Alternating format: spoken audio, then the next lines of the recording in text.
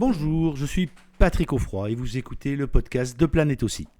Un podcast qui vous aide à mieux comprendre le berger australien, le berger américain miniature et le border collie. Avec ce podcast, ma mission est la même que depuis des années, faire connaître, apprécier et respecter le berger australien. Chaque semaine, je vais également faire le maximum pour vous faire découvrir les méthodes positives et bienveillantes d'éducation qui vont avec l'intelligence hors norme de ces merveilleuses races. Et si vous aimez les podcasts de Planète aussi, je vous invite à vous abonner au podcast pour être notifié de la sortie des prochains épisodes chaque semaine. Bonjour, aujourd'hui, pourquoi j'ai crié, je ne sais pas. Bonjour, aujourd'hui, sujet intéressant. Je vais à l'élevage et je veux que mon berger australien ou que mon BAM me choisisse. C'est-à-dire, j'ai envie de cette connexion magique, un peu comme le coup de foudre amoureux. Là où d'un seul coup,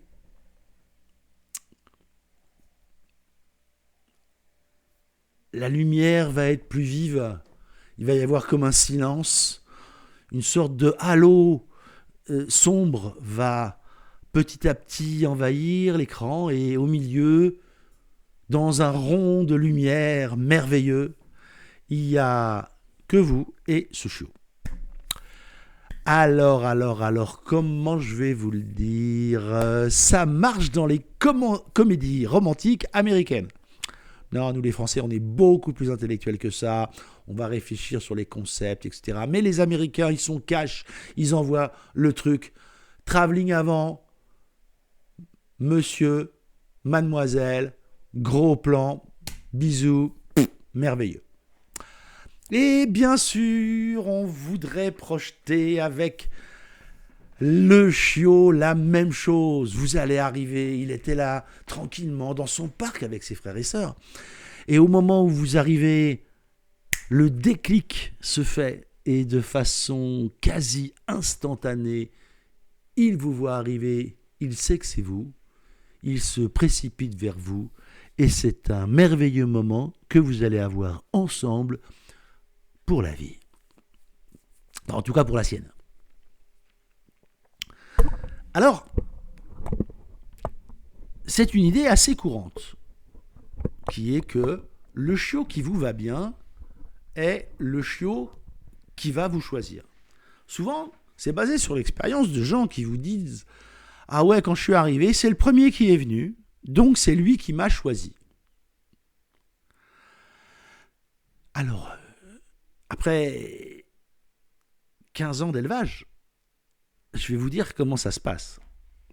Il faut que vous le sachiez. À un moment, il faut bien mettre les choses sur la table et dire n'importe qui d'autre, à part vous, serait arrivé à ce moment-là, il aurait été vers elle.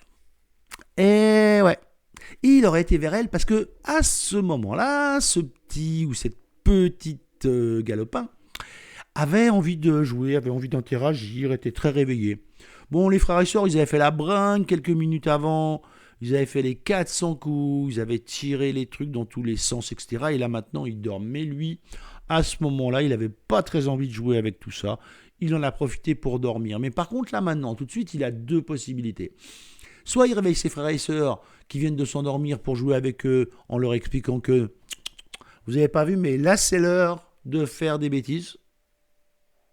Ou, coup de chance, vous arrivez et là, il se dit « Ah, chouette, je vais jouer avec la personne là tout de suite qui arrive. » Et donc, vous, avec toute la passion, toute l'envie que vous avez, toute l'attente, parce que c'est vrai qu'il faut le dire, aller chez un éleveur choisir un chiot, c'est un moment hyper émouvant, c'est un moment attendu, c'est un moment qui vous donne envie depuis longtemps et vous avez tellement d'espérance. Et vous arrivez et ce bébé vient vers vous. Et là, vous vous dites, c'est lui. Génial.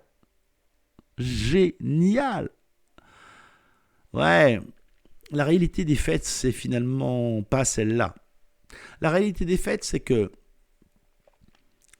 chaque chiot a des phases d'activité et des phases de sommeil.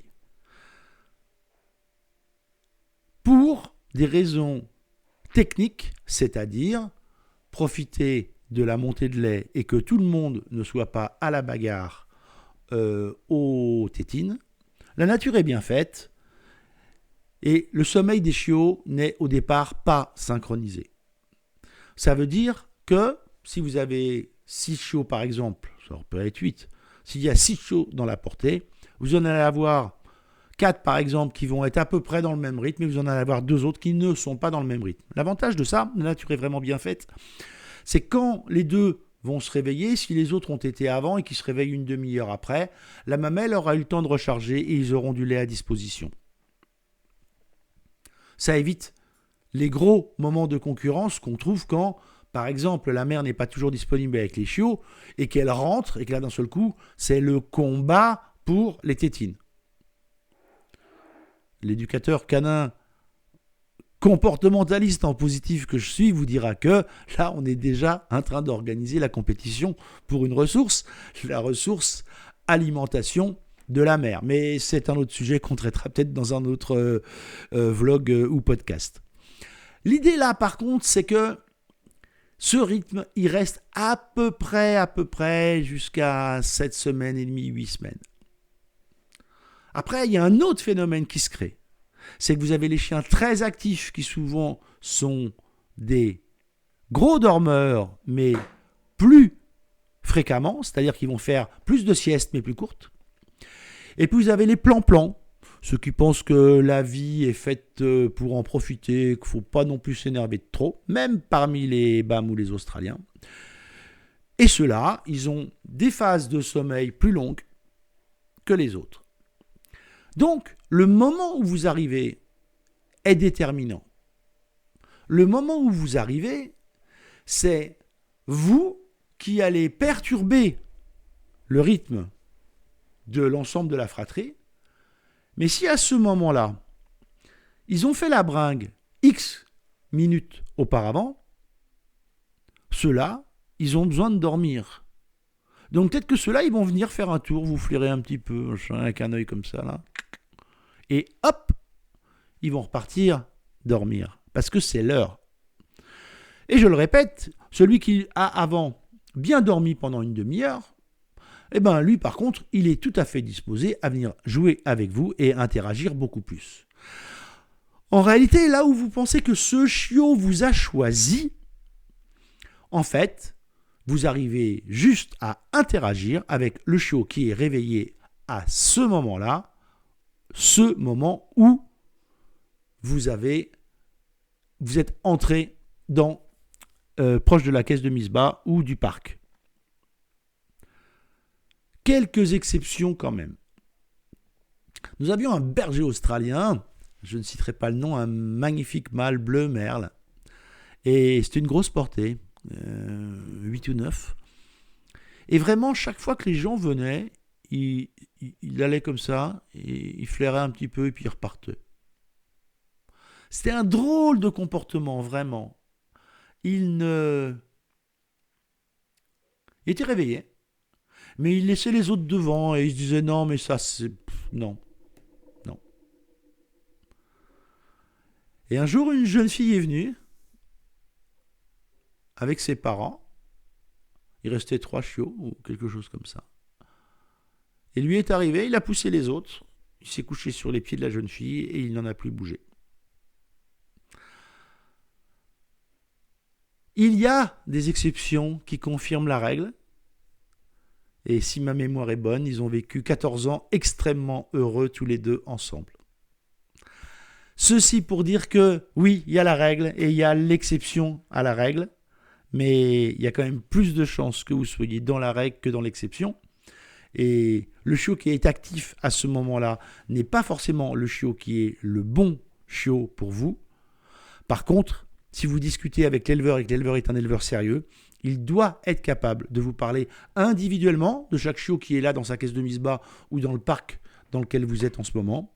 Et là, lui, il a un avis selon les questions qu'il va vous poser sur le bon chien qui va aller pour vous et votre vie et vous rendre heureux pendant les 15 années qui viennent. Fiez-vous à l'avis de l'éleveur plutôt qu'à votre connexion parce que en réalité, la connexion, c'est uniquement le moment où vous êtes arrivé qui a déterminé quel chiot est venu vers vous. Voilà, à très vite. Merci d'avoir écouté ce podcast jusqu'au bout. J'espère que l'épisode vous a plu. Avant de vous quitter, je vous invite, comme toujours, à vous abonner au podcast pour ne pas manquer les prochains épisodes et surtout, n'oubliez pas de laisser une note 5 étoiles et un commentaire sur Apple Podcast. Cela vous prend moins d'1 minute et vous n'imaginez pas à quel point cela aide à faire connaître le podcast à plus de monde. Et en plus, je suis toujours content de lire tous les commentaires. N'oubliez pas d'aller voir également le site planètebergeraustralien.com, tout attaché en un seul mot sans accent, pour d'autres ressources. Amitié du Tarn et à très bientôt sur le podcast Planète aussi.